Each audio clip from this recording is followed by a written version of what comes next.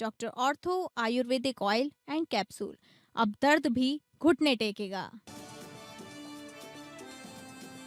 Raipur press club के होली मिलन समारोह, रंगोत्सव एवं महामूर्ख सम्मेलन में शामिल हुए सीएम विष्णुदेव साय। पत्रकारों संग होली के रंग में रंगे। सीएम साय ने बजाया नगाड़ा, रंगों के उल्लास में झूमे पत्रकार। सीएम योगी का बड़ा बयान, यूपी में न तनाव, न अराजकता और न ही गुंडागर्दी, सबको सुरक्षा का एहसास ही राम राज्य की अवधारणा। सीएम योगी ने विपक्ष पर साधा निशाना, पहले यूपी में समाज को बांटती थी सरकारें।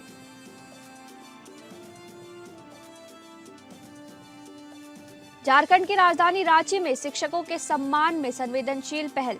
रांची जिला प्रशासन ने विशेष पेंशन दरबार सह विदाई सम्मान समारोह का किया आयोजन।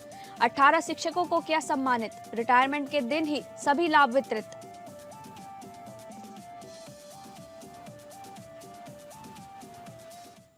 नमस्कार, आप सभी का स्वागत है स्टेट लाइव में। मैं हूं आपके साथ शालिनी राणा। शुरुआत करेंगे स्टेट लाइव की छत्तीसगढ़ की खबरों से। मुख्यमंत्री विष्णुदेव साय रायपुर प्रेस क्लब द्वारा आयोजित होली मिलन समारोह, रंगोत्सव एवं महामूर्ख सम्मेलन 2026 में शामिल हुए।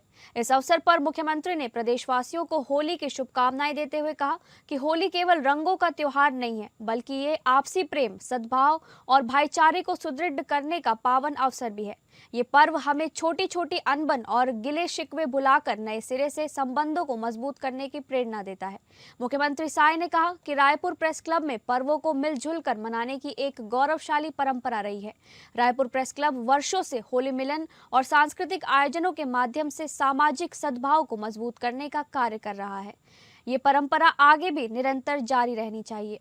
उन्होंने प्रेस क्लब परिवार के प्रति आभार व्यक्त करते हुए कामना की कि ये उल्लासपूर्ण पर्व सभी के जीवन में नई ऊर्जा, उत्साह और सकारात्मकता लेकर आए। इस दौरान रायपुर प्रेस क्लब के सदस्यों ने मुख्यमंत्री साय का अनूठे अंदाज में मिर्ची की माला पहनाकर और त्रिशूल नुमा पिचकारी बेचकर आत्मीय स्वागत किया। मुख्यमंत्री ने प्रेस क्लब के होली विशेषांक नॉनसेंस टाइम्स का विमोचन भी किया। होली मिलन समारोह में उमंग का तब अनोखा वातावरण देखने को मिला जब मुख्यमंत्री विष्णुदेव साय ने स्वयं नगाड़ा बजाकर उत्सव का जोश दोगुना कर दिया। मुख्यमंत्री के नगाड़ा बजाते ही समारोह में उपस्थित पत्रकारों और अतिथियों ने तालियों से उत्साह व्यक्त किया और पूरे परिसर में आनंद की लहर दौड़ गई। पारंपरिक ढोल नगाड़ों की धुन पर मुख्यमंत्री भी पत्रकार साथियों के साथ फाग गीतों और होली के उल्लास में सहभागी बने। कार्यक्रम में संगीत, संस्कृति और आपसी भाईचारे का सुंदर संगम देखने को मिला।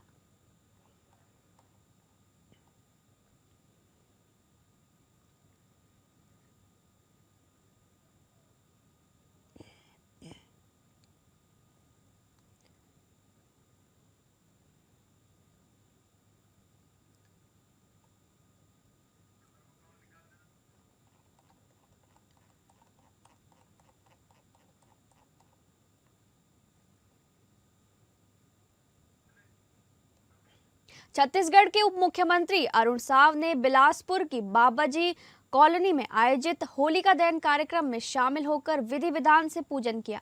इस दौरान उन्होंने क्षेत्रवासियों के साथ पर्व की खुशियां साझा की और सभी को होली की शुभकामनाएं भी दी। बिलासपुर की बाबजी कॉलोनी में होलिका दहन का कार्यक्रम पूरे उत्साह और श्रद्धा के साथ संपन्न हुआ। मुख्य अतिथि के रूप में पहुंचे उप मुख्यमंत्री अरुण साव ने पारंपरिक रीति रिवाजों के साथ पूजा अर्चना कर होलिका दहन किया। उन्होंने उपस्थित जनसमूह को संबोधित करते हुए कहा कि होलिका दहन असत्य पर सत्य की विजय और बुराई पर अच्छाई की जीत का प्रतीक है। उन्होंने कामना की कि इस पावन अग्नि से समाज में फैली नकारात्मकता, ईर्ष्या और द्वेष का अंत हो तथा सभी के जीवन में सुख, शांति और समृद्धि का संचार हो। इस अवसर पर उन्होंने लोगों को रंग गुलाल लगाकर होली की बधाई दी और समाज में प्रेम, भाईचारा और एकता को मजबूत करने का संदेश दिया। कार्यक्रम में बड़ी संख्या में स्थानीय नागरिक उपस्थित रहे और पूरे हर्षोल्लास के साथ पर्व मनाया गया।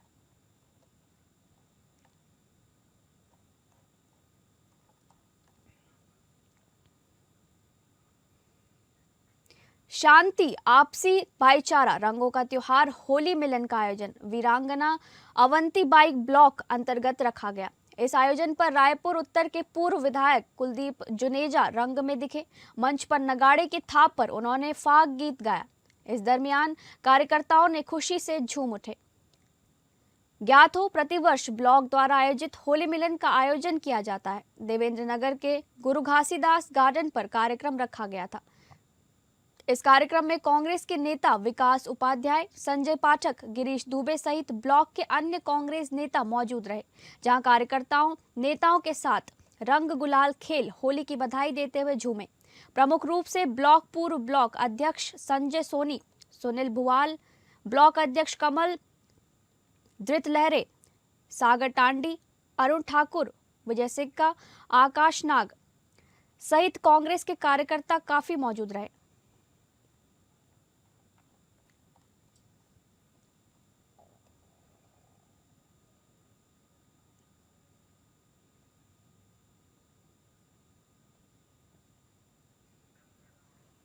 मुंगेली में रास्ता रोककर लूट और हत्या के प्रयास की वारदात को अंजाम देने वाले 3 आरोपियों को पुलिस ने महज 24 घंटे के भीतर गिरफ्तार कर बड़ी सफलता हासिल की है। सीसीटीवी फुटेज के आधार पर आरोपियों की पहचान कर त्वरित कार्रवाई की गई। तीनों आरोपियों को न्यायालय में पेश कर न्यायिक हिरासत में जेल भेज दिया गया है। लोरमी 13 के पास कुछ अज्ञात बदमाशों ने रास्ता रोककर हमला किया था और गले से सोने का ओम लिखा लॉकेट लूट कर फरार हो गए। घटना के बाद पीड़ित ने सिटी कोतवाली मुंगेली में शिकायत दर्ज कराई थी। जांच के दौरान आसपास लगे सीसीटीवी कैमरों की फुटेज खंगाली गई, जिसमें आरोपी वारदात को अंजाम देते हुए नजर आए। फुटेज के आधार पर पहचान सुनिश्चित होने के बाद पुलिस ने दबिश देकर तीनों आरोपियों को गिरफ्तार कर लिया। वरिष्ठ पुलिस अधीक्षक के निर्देशन में गठित टीम ने त्वरित कार्रवाई करते हुए आरोपियों को पकड़ा और न्यायालय में पेश कर उन्हें न्यायिक हिरासत में भेज दिया गया।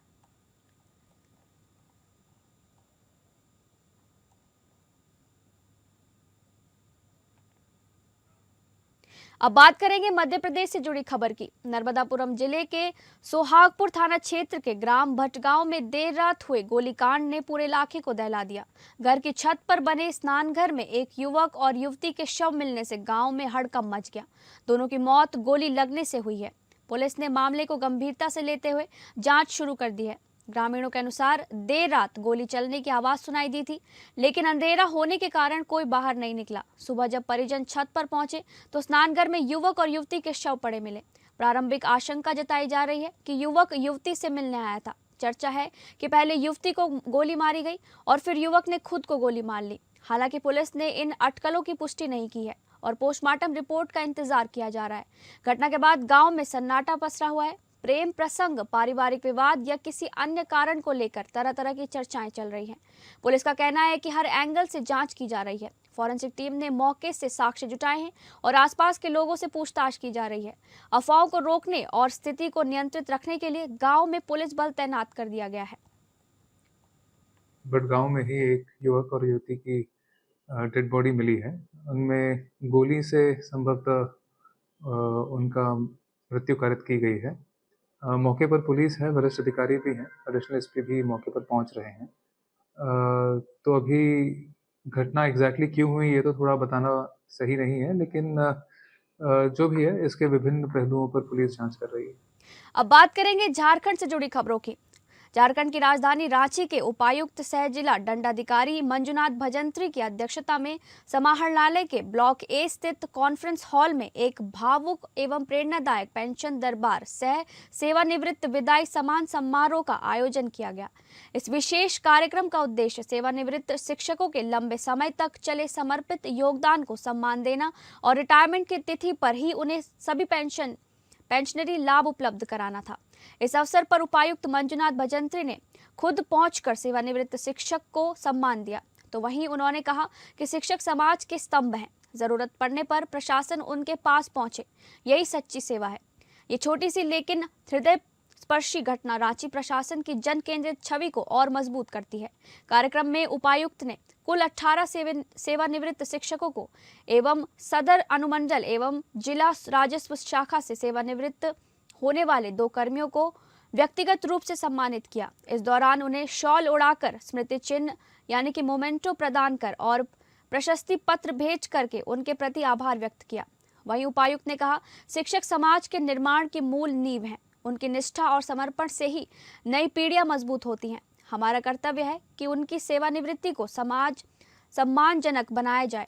इस अवसर पर उपायुक्त ने विशेष रूप से जोर दिया कि सेवानिवृत्त के लिए ठीक उसी दिन पेंशन, ग्रेजुएटी लीव, एनकैशमेंट एवं अन्य सभी रिटायरमेंट लाभ प्रदान करना रांची जिला प्रशासन की कर्मचारी हितैषी नीति का जीवंत प्रमाण है। उन्होंने कहा, ये पहल सुनिश्चित करती है कि हमारे शिक्षक किसी भी चिंता के बिना अपनी नई जीवन यात्रा की शुरुआत कर सके। पिछले जनवरी 2025 से जिला शिक्षा अधीक्षक कार्यालय द्वारा हर माह इस तरह का आयोजन नियमित रूप से किया जा रहा है।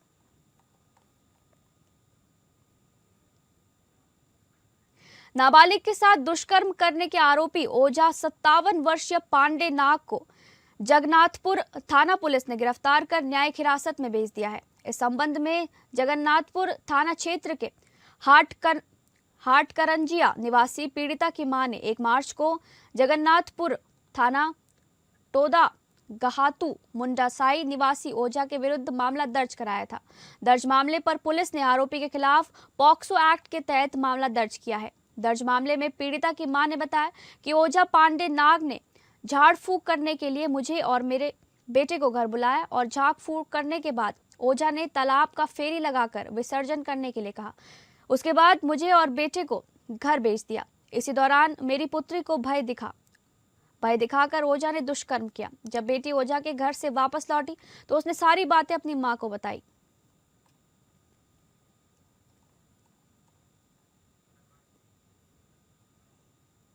अब बात करेंगे बिहार से जुड़ी खबर की। बिहार के भागलपुर में नशे के कारोबार पर पुलिस ने बड़ी चोट की है।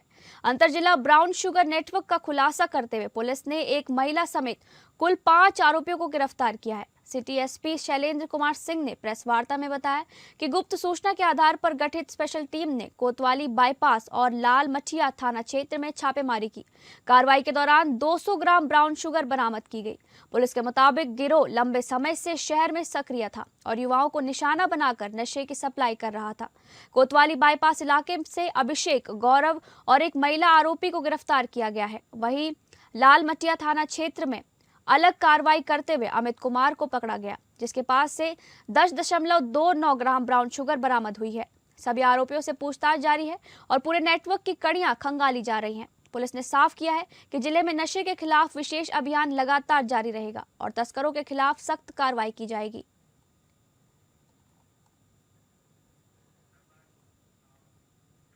भागलपुर में होलिका दहन का पर्व पूरे श्रद्धा, उल्लास और पारंपरिक रीति रिवाजों के साथ मनाया गया। शहर के विभिन्न चौक चौराहों और मोहल्लों में विधिवत पूजा अर्चना के बाद होलिका दहन किया गया।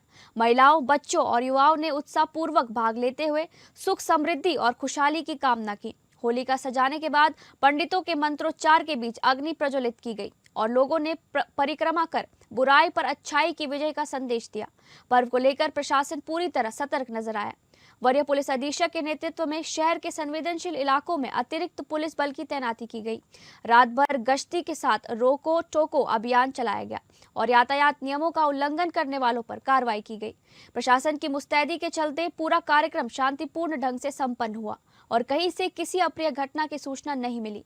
अब शहरवासी रंगों के पर्व होली को लेकर उत्साह के साथ तैयारियों में जुट गए हैं। अब बात करेंगे महाराष्ट्र से जुड़ी खबरों की। भारतीय जनता पार्टी ने मिशन 2026 की तैयारियों को गति देते हुए दादरा नगर हवेली और दमन दीव में संगठन सशक्तिकरण अभियान शुरू कर दिया है। इसी क्रम में सिलवासा ग्रामीण जिले में पंडित दीनदयाल उपाध्याय प्रशिक्षण महाअभियान 2026 के तहत जिला एवं वक्ता प्रशिक्षण कार्यशाला का आयोजन किया गया। रखोली पंचायत सभागार में आयोजित इस कार्यशाला का उद्देश्य कार्यकर्ताओं को वैचारिक रूप से मजबूत करना और कुशल वक्ताओं को ऐसी टीम तैयार करना है जो पार्टी की विचारधारा और उपलब्धियों को प्रभावी ढंग से जनता तक पहुंचा सके। कार्यक्रम में सिलवासा ग्रामीण प्रमुख दीपक प्रधान, डॉक्टर देवरे, प्रदेश उपाध्यक्ष धर्मेश सिंह चौहान, जीतूभाई माड़ा, भारतीबेन हलपति, जिला महामंत्री इंद्रवदन पटेल सहित जिला पदाधिकारी, जनप्रतिनिधि और बड़ी संख्या में कार्यकर्ता उपस्थित रहे। प्रशिक्षण के दौरान संचार कौशल, जनसंपर्क और संगठन की रणनीति पर विस्तार से मार्गदर्शन दिया गया। सक्षम कार्यकर्ता सशक्त संगठन के नारे के साथ भाजपा ने संकेत दिया है कि आगामी चुनावी चुनौतियों के लिए पार्टी अपने कैडर को पूरी तरह तैयार कर रही है।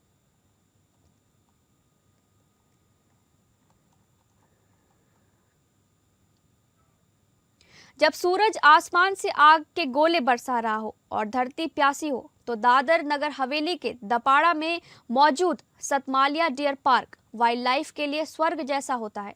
आज वर्ल्ड वाइल्ड लाइफ डे के मौके पर यह century world wild life conservation और इंसानी संवेदनशीलता की एक अनोखी मिसाल पेश कर रही है। पहाड़ी इलाके और हरे भरे जंगलों से ढका 410 हेक्टेयर का ये बड़ा इलाका आज 334 से ज्यादा वाइल्ड लाइफ प्रजातियों के लिए सुरक्षित ठिकाना बन गया है।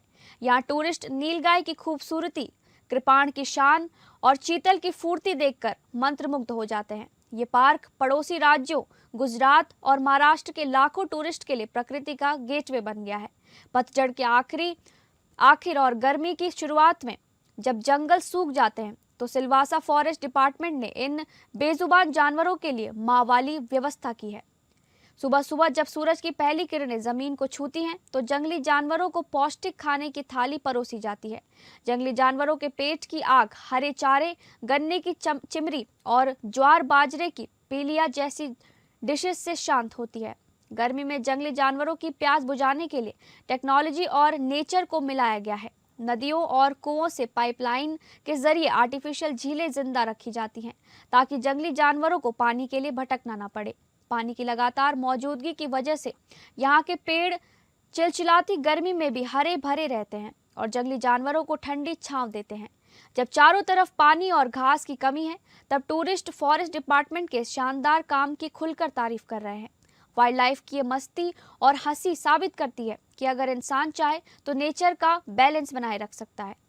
इस वर्ल्ड वाइल्ड लाइफ डे पर सतमालिया का ये नज़ारा ये मैसेज दे रहा है कि जब पेड़ और वाइल्ड लाइफ हैं तभी इंसानियत का वजूद सुरक्षित है।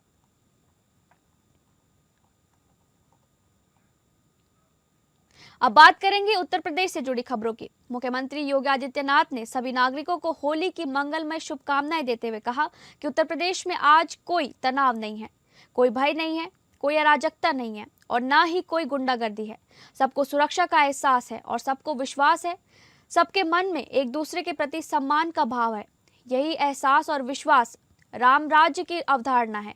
प्रधानमंत्री नरेंद्र मोदी भी यही कहते हैं कि जब ऐसी स्थिति रहेगी तो भारत को विकसित बनने में कोई देर नहीं लगेगी। सीएम योगी सोमवार शाम पांडे हाता में होलिका दहन उत्सव समिति की ओर से आयोजित भक्त प्रहलाद शोभा यात्रा के अवसर पर उपस्थित लोगों को संबोधित कर रहे थे। होलिका दहन के दिन शोभा यात्रा का शुभारंभ करने से पहले मुख्यमंत्री ने कहा कि आज पूरी दुनिया में उपद्रव, अराजकता और अव्यवस्था है, पर हम भारतवासी गर्व कर सकते हैं कि पीएम मोदी के नेतृत्व में देश को नई बुलंदी देते हुए नए भारत का दर्शन कर रहा है। नया भारत हर व्यक्ति, हर तबके को अवसर देकर उत्सव का वातावरण देता है। लेकिन वर्ष 2014 के पहले लोग बेहतर तरीके से उत्सव नहीं मना पाते थे। यूपी में तो पर्व त्योहार के पहले कर्फ्यू लग जाता था, समाज में भय और तनाव रहता था। तब की सरकारें समाज को बांटती थी और इसका परिणाम व्यापारी और नागरिक चुकाते थे। तब गुंडागर्दी, अराजकता चरम पर थी। न बेटी सुरक्षित थी और न ही व्यापारी। मुख्यमंत्री ने कहा कि आज का उत्तर प्रदेश सुरक्षा और सुविधा देकर उत्सव प्रदेश बन चुका है। अब यूपी में न कर्फ्यू है और न दंगा है, यूपी में अब सब चंगा है। सीएम योगी ने कहा कि गोरखपुर का विरासत गलियारा प्रदेश का सबसे खूबसूरत गलियारा होगा। गलियारा बनने से प्रभावित व्यापारियों को घंटाघर के बंधु सिंह पार्क में कुछ दुकानें दी जा रही हैं। इसके बाद अन्य जो दुकानदार शेष रह जाएंगे उनके लिए डाइट के पास कॉम्प्लेक्स बनाया जाएगा।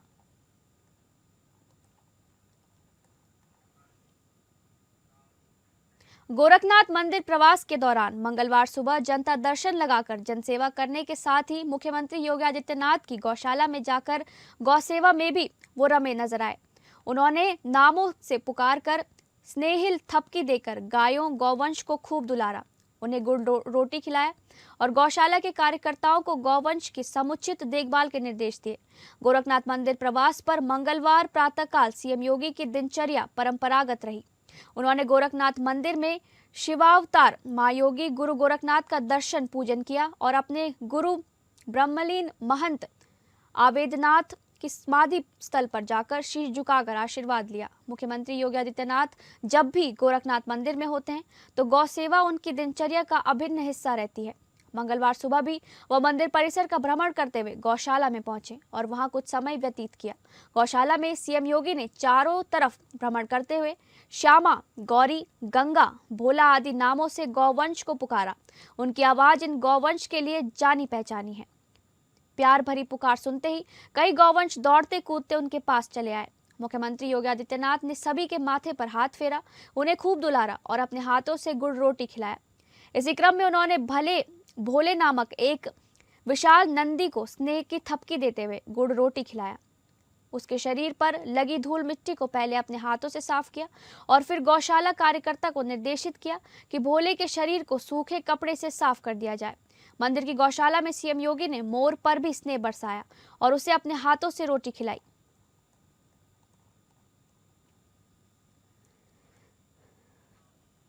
गोरखपुर में मुख्यमंत्री योगी आदित्यनाथ ने जनता दर्शन में गंभीर बीमारियों के इलाज के लिए आर्थिक सहायता की मांग करने आए लोगों को आश्वासित किया कि वे बेफिक्र होकर अच्छे अस्पताल में उपचार कराएं। सरकार उनको भरपूर आर्थिक सहायता देगी। मुख्यमंत्री ने कहा, इसे लेकर अधिकारियों को निर्देशित भी किया कि जिन लोगों को उपचार में आर्थिक सहायता की आवश्यकता है उन्हें एस्टीमेट की प्रक्रिया को जल्द से पूरा कराकर शासन को उपलब्ध कराया जाए। हर जरूरतमंद को इलाज के लिए मुख्यमंत्री विवेकाधीन कोष से सहायता राशि उपलब्ध कराई जाएगी। होली को उत्सव मनाने के लिए गोरखपुर आए मुख्यमंत्री योगी आदित्यनाथ ने मंगलवार सुबह गोरखनाथ मंदिर में आयोजित जनता दर्शन में करीब 150 लोगों से मुलाकात की। मंदिर परिसर के महंत दिग्विजयनाथ स्मृति भवन के सामने कुर्सियों पर बैठाए गए लोगों के पास जाकर एक एक कर उन्होंने सबकी समस्याएं सुनी। समस्याओं के निस्तारण के लिए लोगों को आश्वासित करते हुए उनके प्रार्थना पत्र संबंधित अधिकारियों को हस्तगत किए। मुख्यमंत्री ने सभी लोगों को भरोसा दिलाया कि किसी को भी परेशान होने या घबराने की आवश्यकता नहीं है। हर समस्या का प्रभावी समाधान कराया जाएगा। जनता दर्शन में मुख्यमंत्री ने अधिकारियों को निर्देशित किया कि वे जनता की समस्याओं पर पूरी गंभीरता और संवेदनशीलता से ध्यान देकर उनका त्वरित, गुणवत्तापूर्ण और संतुष्टिपरक निस्तारण कराएं ताकि किसी को भी परेशान न होना पड़े। हर पीड़ित के साथ संवेदनशील रवैया अपनाया जाए और उसकी समस्या का समाधान कर उसे संतुष्ट किया जाए। इसमें किसी भी तरह की कोताही नहीं होनी चाहिए। मुख्यमंत्री ने कहा कि यदि कोई जमीन कब्जा या दबंगई कर रहा हो तो उसके खिलाफ कड़ी कानूनी कार्रवाई की जाए। जनता दर्शन में एक व्यक्ति ने किडनी की बीमारी में धन की कमी आड़े आने की समस्या बताई। इस पर मुख्यमंत्री योगी आदित्यनाथ ने पहले उससे आयुष्मान कार्ड के बारे में पूछा। कार्ड न होना बताए जाने पर उन्होंने कहा कि चिंता मत करिए, इलाज के लिए पर्याप्त आर्थिक मदद मिलेगी। अन्य कई लोग भी गंभीर बीमारियों के इलाज के लिए आर्थिक मदद की गुहार लेकर पहुंचे थे। सीएम योगी ने सभी को आश्वासित करते हुए कहा कि सरकार किसी भी जरूरतमंद के इलाज में धन की कमी को बाधक नहीं बनने देगी। विवेकाधीन कोष से आर्थिक सहायता दी जाएगी। जनता दर्शन में कुछ परिजनों के साथ उनके बच्चे भी आए थे। मुख्यमंत्री ने सभी को स्नेहिल आशीर्वाद के साथ चॉकलेट दी और खूब पढ़ने के लिए प्रेरित किया।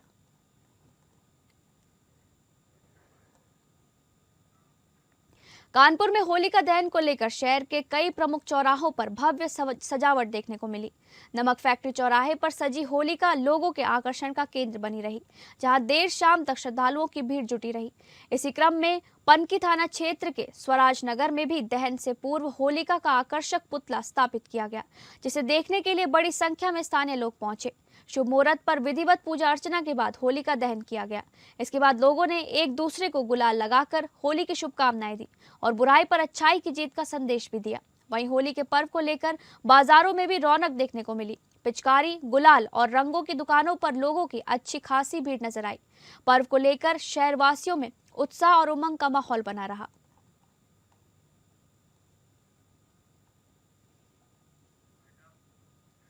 फिलहाल स्टेट लाइव में बस इतना ही। नमस्कार।